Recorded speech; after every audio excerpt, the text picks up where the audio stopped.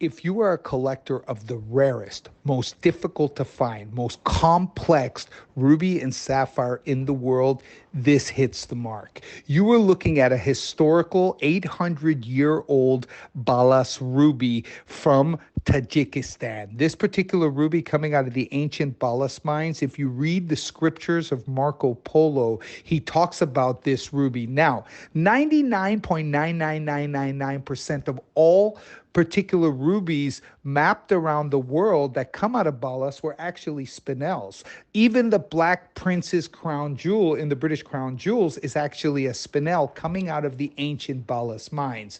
But in realistic form, and I've been into this mine, and there are little holes into the side of a mountain, and they pretty much stopped mining there hundreds and hundreds of years ago. But 1 out of 10,000 Balas rubies, which were all spinels, actually was a ruby, and they are extremely collectible, almost priceless. So basically, you can't even find them. There is none in circulation. There's none available. There's no way to get them. They're extremely, extremely coveted and very, very rare. This is one of the largest I have ever collected. You are looking at a 3.85 carat, fully certified Balas ruby from Tajikistan, unheated, and it's got a Dr. Peretti GRS cert.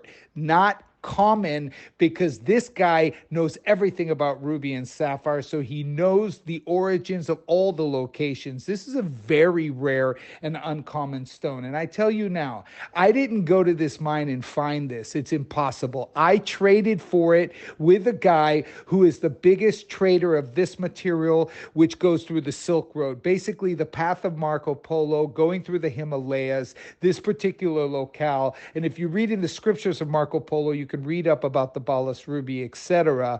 But this guy is the biggest collector of this material, and he wants big money, like 50,000 a carat for this type of material, even up to 100,000 a carat for exceptional stones. And it's just, he won't budge, but he also needs gems that I have. He also likes to collect important Paribas, unheated Paribas, cashmere sapphires, and that's what I focus on. So we trade stones every once in a while, and that's how I got this piece. You are looking at an extremely rare 3.85 carat with 1.3 carats of deep flawless diamonds. Kat has made this design to go with this Balas ruby as well. Now, I warn you now, this stone is so heavily subsidized because it's based off of the cost of the stone I traded with him, not based off of the true value of Balas ruby. So whoever gets this is getting this at a cost that is so ridiculously low, it is impossible to buy or consider to buy even a half a carat of this material.